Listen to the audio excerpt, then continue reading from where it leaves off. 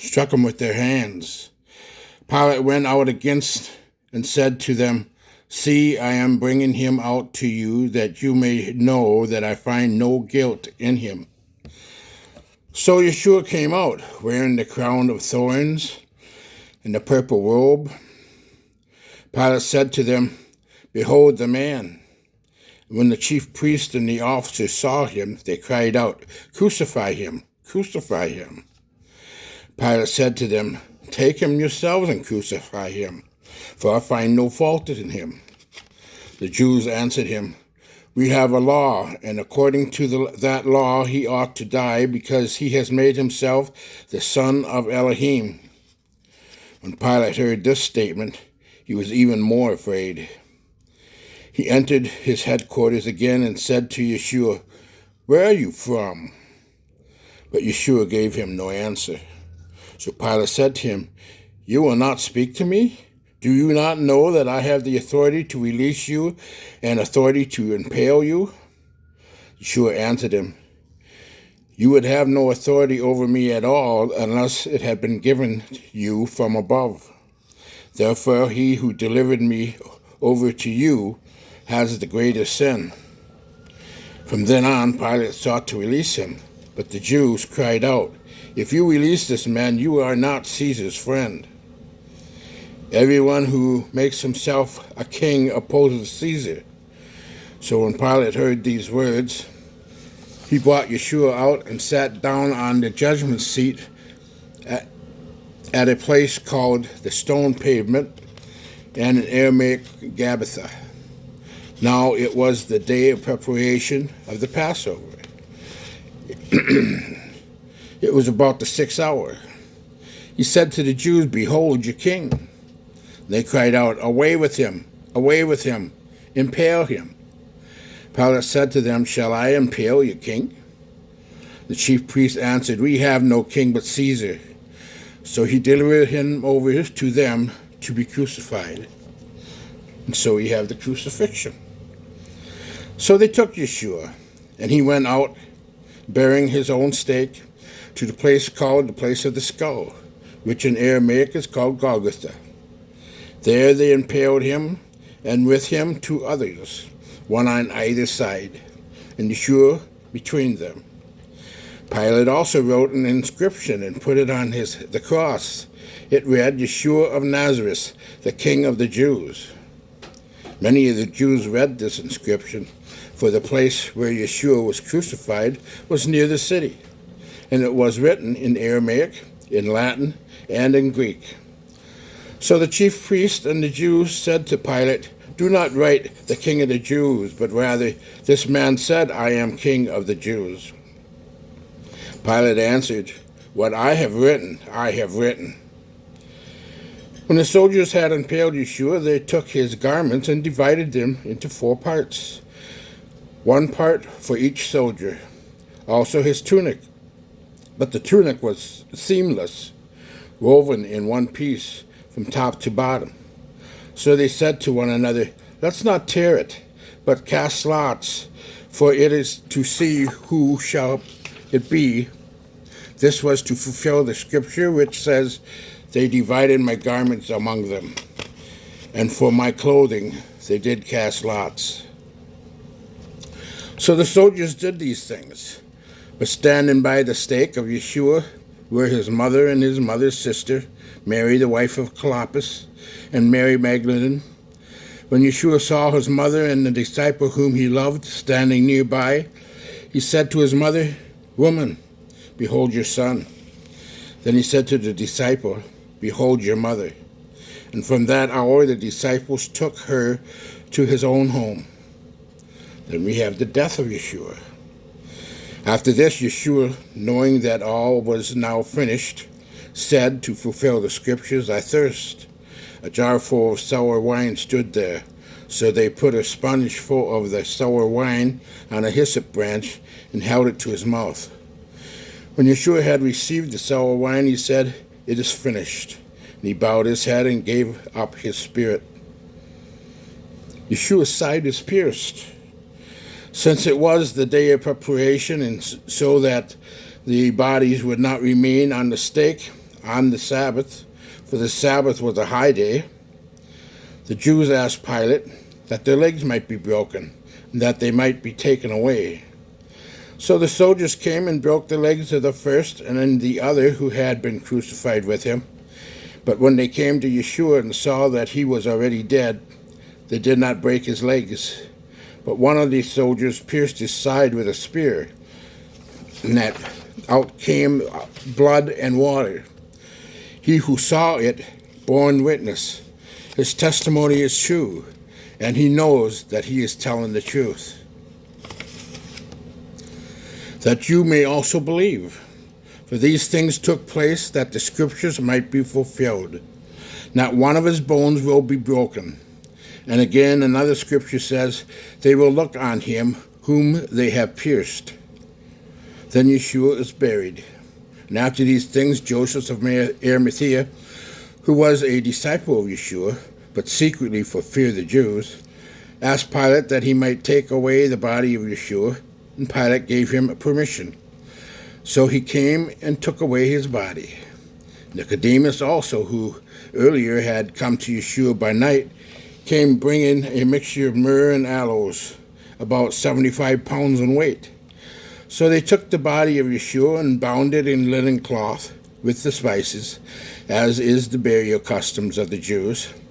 Now in the place where he was impaled, there was a garden, and in the garden a new tomb, in which no one had yet been laid.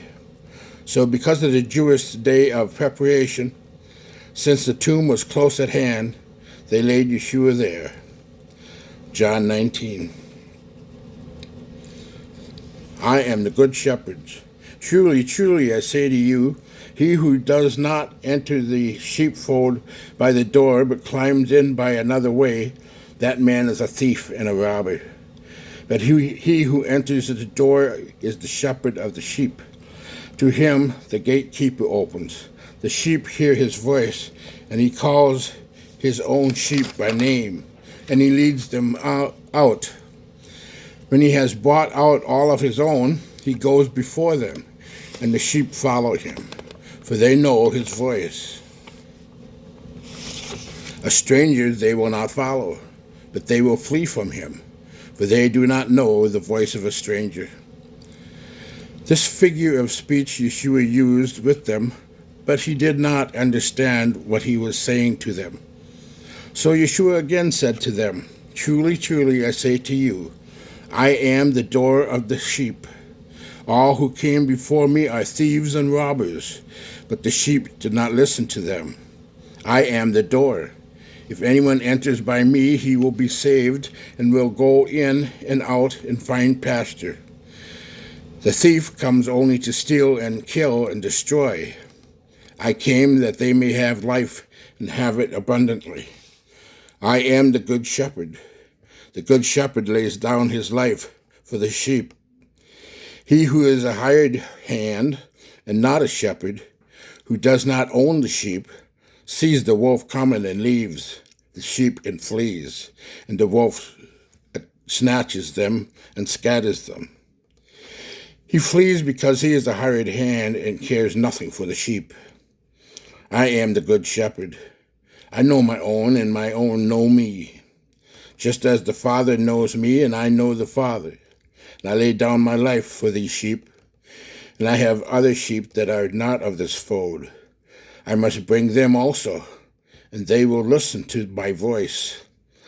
So there will be one flock, one shepherd. For this reason the Father loves me, because I lay down my life that I may take it up again. No one takes it from me, but I lay it down of my own accord. I have authority to lay it down, and I have authority to take it up again. This charge I have received from my Father. There was again a division among the Jews because of these words. Many of them said, he has a demon and is insane. Why listen to him? Others said, these are not the words of one who is oppressed by a demon. Can a demon open the eyes of the blind? John 10, verses 1 through 21. I and the Father are one. At that time, the Feast of Dedication took place in Jerusalem. It was winter, and Yeshua was walking in the temple and in the colonnade of Solomon. So the Jews gathered around him and said to him, "How long will you keep us in suspense? If you are the Christ, tell us plainly." Yeshua answered them, "I told you, and you do not believe. The works that I do in my Father's name bear witness about me. But you do not believe because you are not among my sheep. My sheep hear my voice, and I know them. They follow me. I give them eternal life, and they will never perish, and no one will snatch them out of my hand. My Father who has given them to me is greater than all, and no one is able to snatch them out of the Father's hand. I and the Father are one." The Jews picked up stones again to stone him. Yeshua answered them, "I have shown you many good works from the Father. For which of these are you going to stone me?"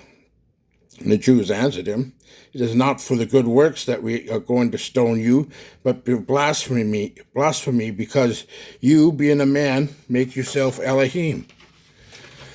Yeshua answered him, "Is it not written in your laws, I said you are Elohims?" If he called them Elohims, to whom the word of Elohim came, and scriptures cannot be broken, do you say of him whom the Father consecrated and sent into the world, "You are blaspheming, because I said, I am the Son of Elohim"? If I am not doing the works of my Father, then do not believe me.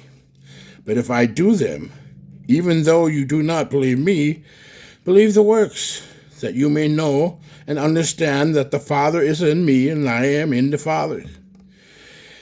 Again they sought to arrest him, but he escaped from their hands. He went away again across the Jordan to the place where John had been baptized at first, and there he remained. And many came to him, and they said, "John did no signs, but everything that John said about this man was true." And many believed in him there. John 10:22-42. Betrayal and arrest of Yeshua. While he was still speaking, Judas came, one of the 12, and with him a great crowd with swords and clubs, from the chief priests and the elders of the people. Now the betrayer had given them a sign, saying, "The one I will kiss is the man, seize him." And he came up to Yeshua at once and said, "Greetings, Rabbi," and he kissed him. Yeshua said to him, "Friend, do what you came to do."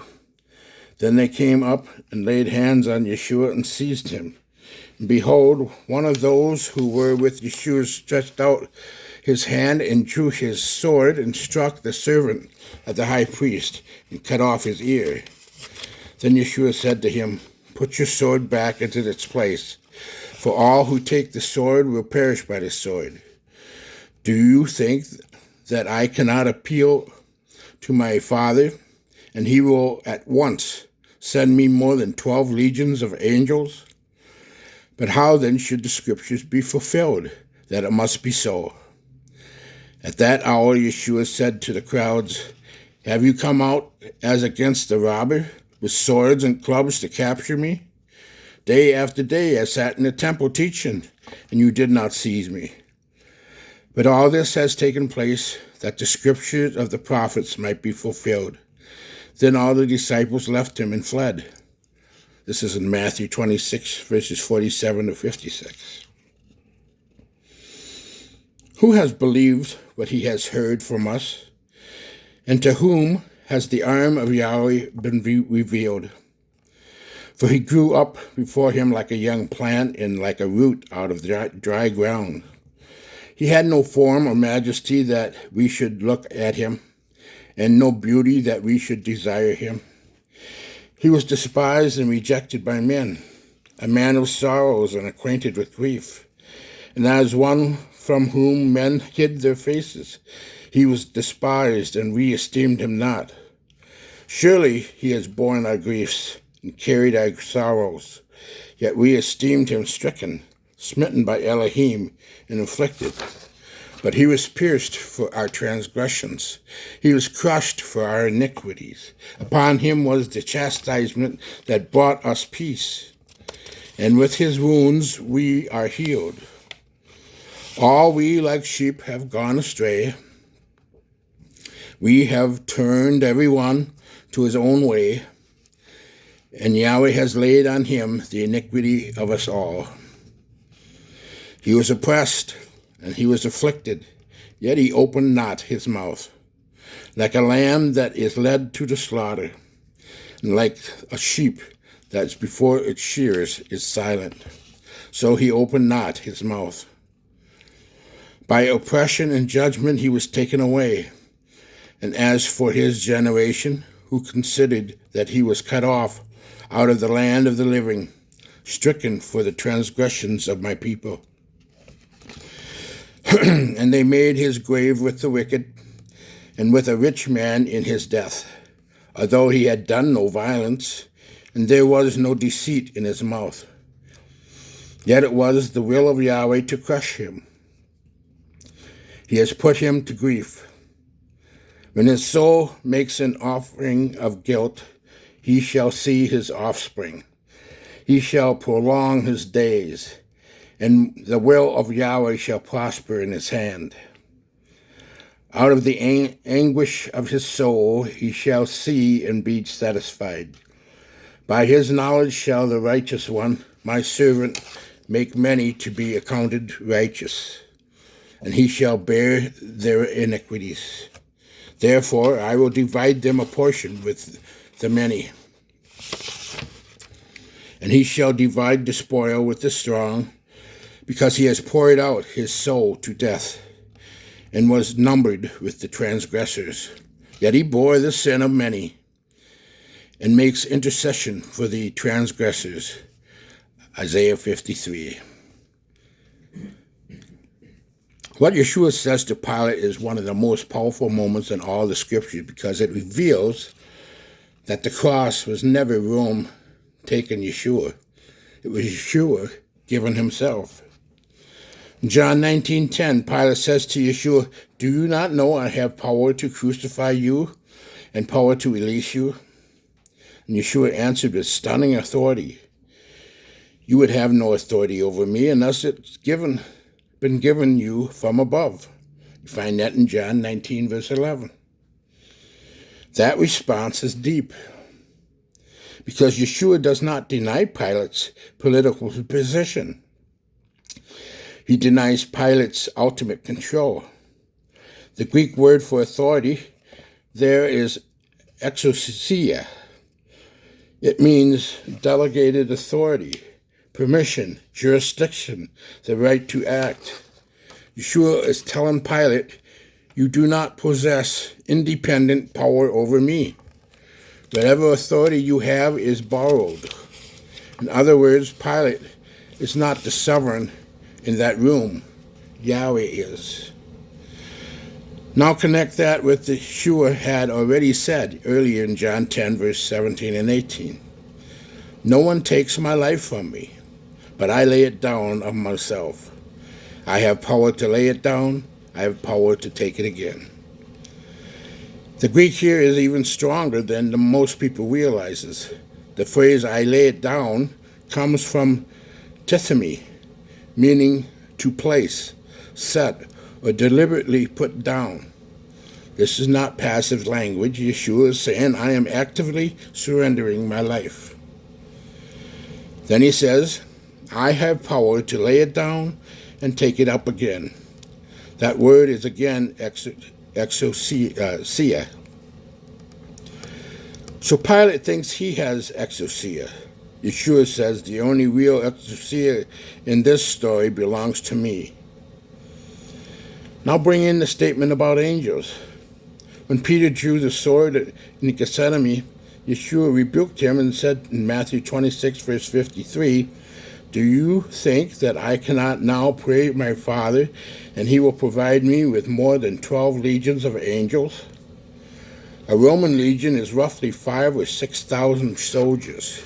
So when Yeshua said 12 legions, he's speaking of more than 60,000 angels.